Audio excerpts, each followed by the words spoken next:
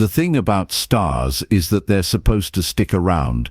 They're the universe's most reliable employees, showing up for work every single day for billions of years, burning hydrogen like it's their job because, well, it is their job.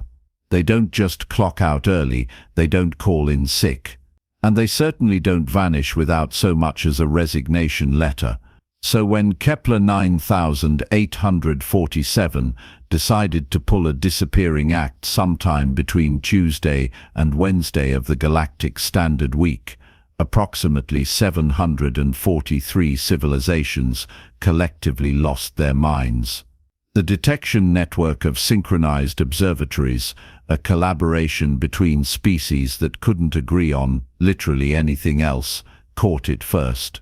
One moment, there was a perfectly ordinary G-type main sequence star minding its own business in the Cygnus arm of the galaxy.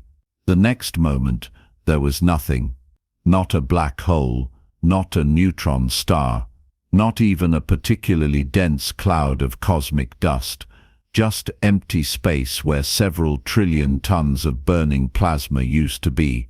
The Vrex Concordat, who prided themselves on having mapped every photon in their sector, immediately called an emergency session. The Xinthian Collective, who considered themselves the galaxy's foremost experts on stellar mechanics, spent 6 hours running diagnostics on their equipment before accepting that their instruments were working fine, and reality was the thing that had broken. The Kelith Dominion, ever practical, simply added star theft to their list of possible war crimes and started drawing up sanctions. Humans, who'd only been part of the galactic community for 70 years and were still figuring out which bathroom to use at intergalactic rest stops, mostly just wondered what all the fuss was about. Within 48 hours, the accusations started flying faster than light-speed particles through a super collider. The Vrex blamed the Xinthians for developing illegal stellar manipulation technology. The Xinthians blamed the Kelith for having the audacity to exist near their territory. The Kelith blamed a rogue faction of the Oryx Empire, who blamed the Crystalline Communes, who blamed the Methane Breathers Alliance, who blamed everyone else because methane breathers are apparently very paranoid as a general rule. The galactic networks exploded with conspiracy theories. Some claimed the star had been weaponized and transported to a pocket dimension. Others insisted it was proof of a reality-eating entity from outside normal space-time. A few fringe groups suggested it had simply gotten tired of existing and decided to retire early, which was ridiculous because stars don't have consciousness, though several philosophical civilizations wrote lengthy treatises arguing otherwise. Commander Thex of the Vrex Concordat stood before the unified assembly, all 7 of his eye stalks focused on the crowd with barely contained fury. This represents an existential threat to galactic stability. Stars do not simply cease to exist. Someone has developed technology that violates every known law of physics, and they must be held accountable. Ambassador Zyra of the Xinthian Collective rose with equal indignation, her crystalline form refracting light in what could only be described as aggressive angles.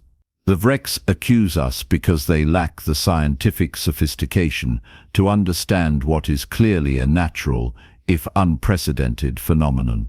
Perhaps their observation equipment needs an upgrade from the Stone Age. That's when Representative Krell of the Kelith Dominion decided to join the shouting match, which was unfortunate because Kelith have 17 different vocal chambers and can quite literally shout in harmony with themselves.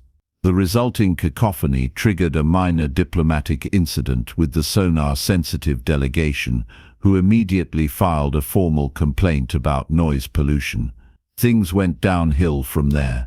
Earth's delegation, led by Dr. Marcus Webb, watched the proceedings with the bemused expression of someone who'd walked into a burning building and everyone inside was arguing about who'd left the stove on. Webb was an astrophysicist who'd spent 30 years studying stellar phenomena and exactly 3 months learning galactic protocol, which meant he understood the physics better than anyone in the room, but kept accidentally insulting people by using the wrong number of greetings. Perhaps we could examine the data systematically, Webb suggested during a brief lull in the screaming. Before we start a war over a missing star. 742 species turned to look at him with expressions ranging from condescension to outright hostility.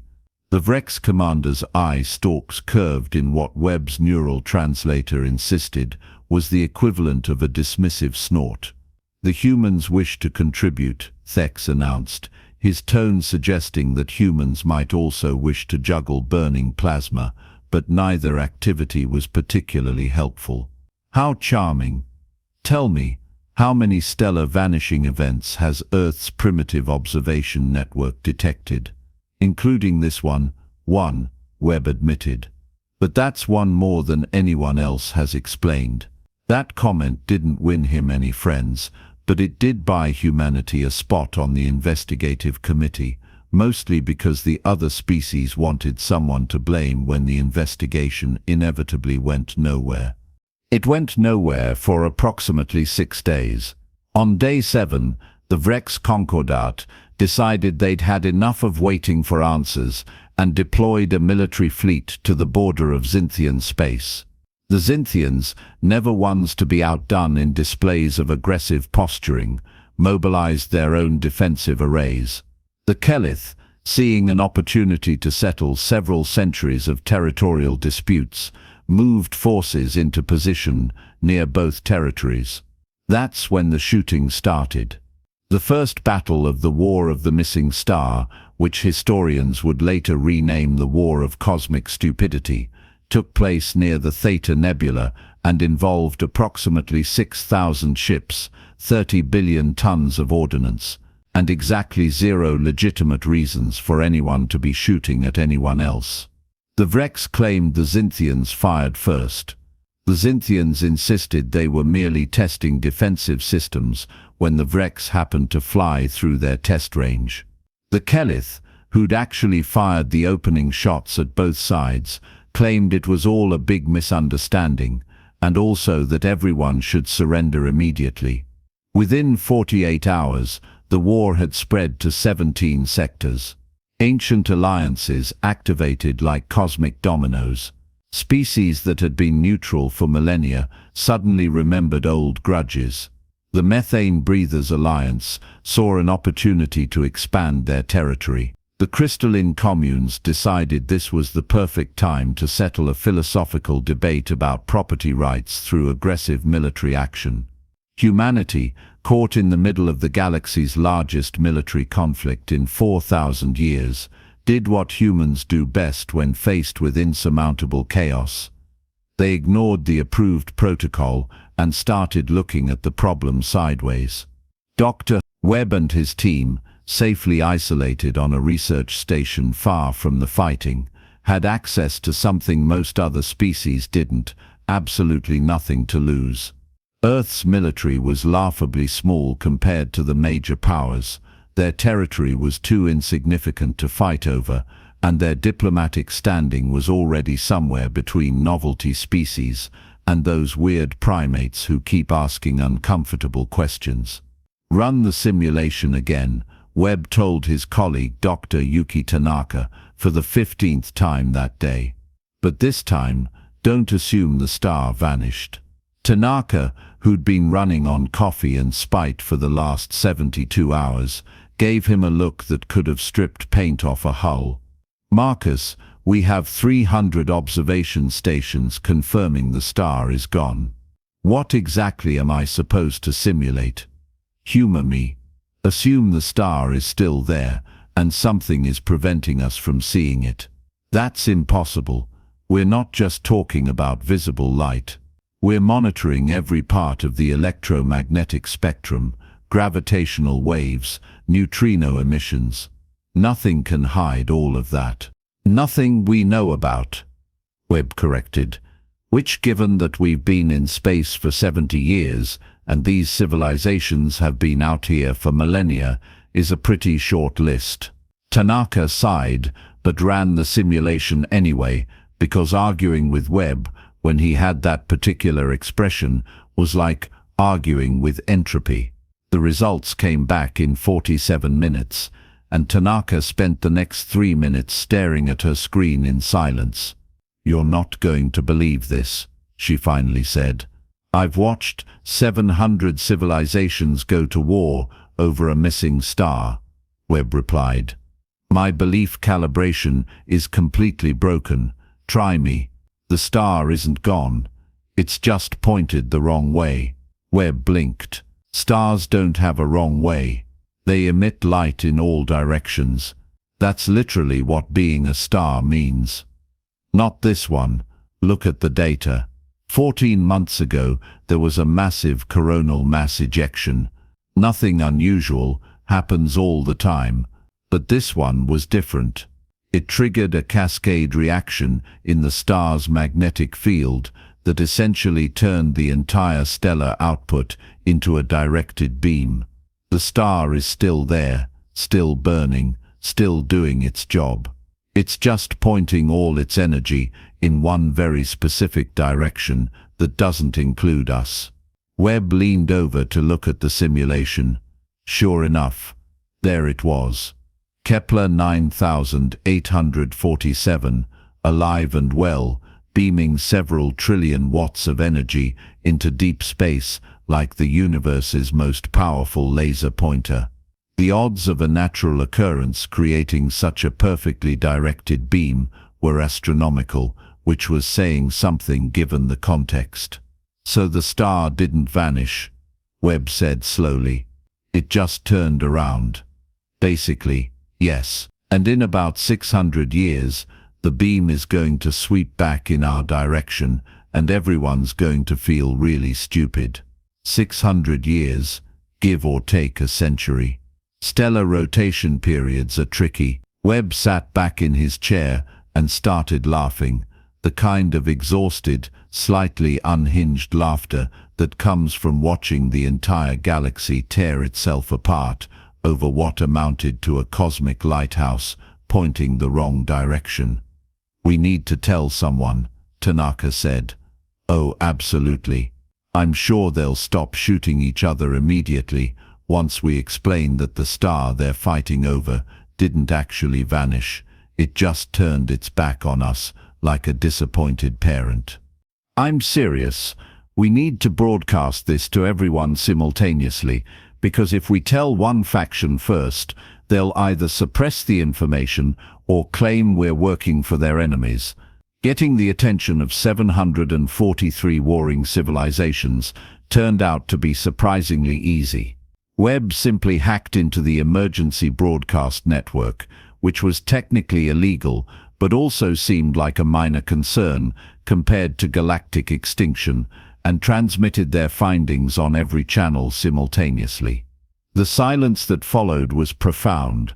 Battle fleets, mid-engagement, suddenly stopped firing. Commanders, in the middle of impassioned speeches about honor and vengeance, trailed off awkwardly. Diplomats, drafting strongly worded ultimatums, quietly deleted their documents. Commander Thex of the Vrex Concordat was the first to respond, and even through the translation matrix, Webb could hear the carefully controlled fury in his voice. "You're telling us that we've been at war for 9 days because a star rotated. Technically, it's more complicated than that," Webb explained. "The magnetic field reconfiguration is actually fascinating from a stellar dynamics perspective. We think it might be related to the star's proximity to a wandering brown dwarf that passed through the system about 2 decades ago, which would have—" "I don't care," the X interrupted. "How certain are you of this analysis?" 97%. We can provide all the data. Any civilization with decent stellar modeling software can verify it independently." They did verify it. All 743 of them, with increasingly sheepish results. The star was still there. It had simply become the universe's largest directional antenna, broadcasting its energy in a beam so focused that from their perspective, It might as well have vanished. The war ended even faster than it had started, mostly because no one wanted to admit they'd been fighting over a misunderstanding.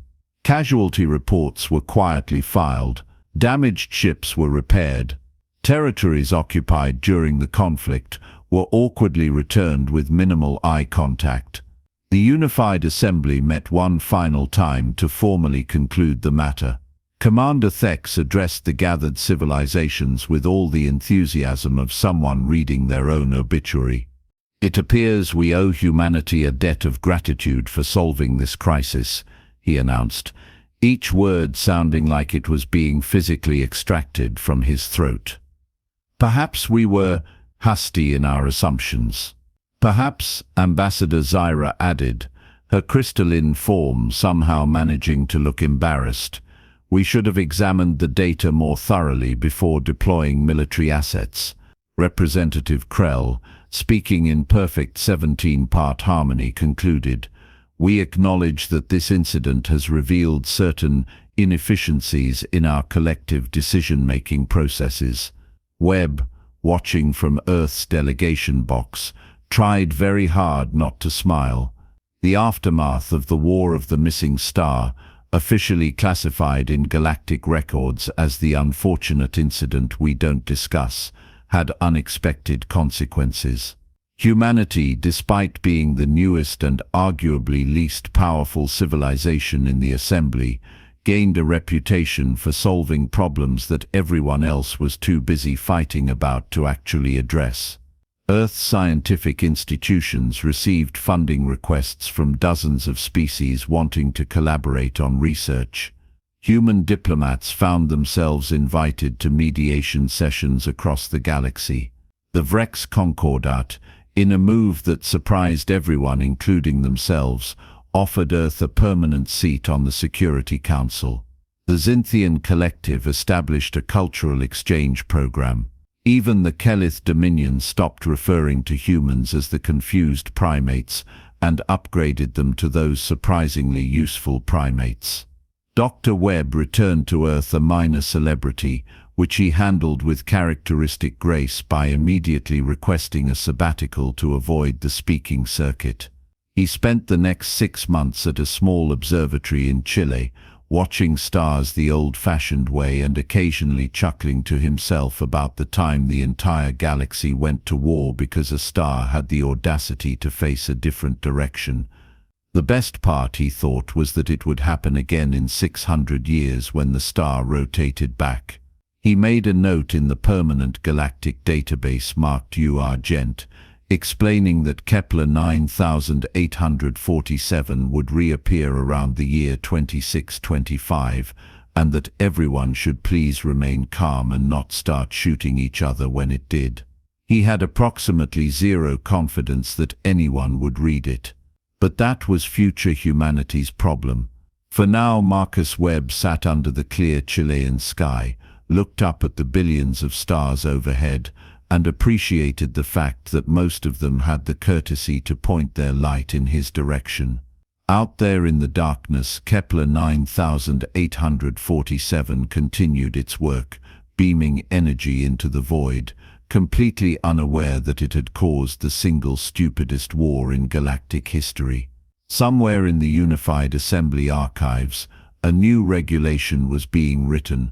Before declaring war, please verify the continued existence of the thing you're fighting about. It was tagged as a suggestion because making it mandatory would require admitting they needed the rule in the first place, and 743 civilizations had already agreed to never speak of this again. The universe kept spinning, stars kept burning, and humanity, the species that had been in space for barely a cosmic heartbeat, had somehow become the voice of reason in a galaxy that desperately needed someone to point out when everyone was being ridiculous. Which, given humanity's own history, was ironic enough to power a small star.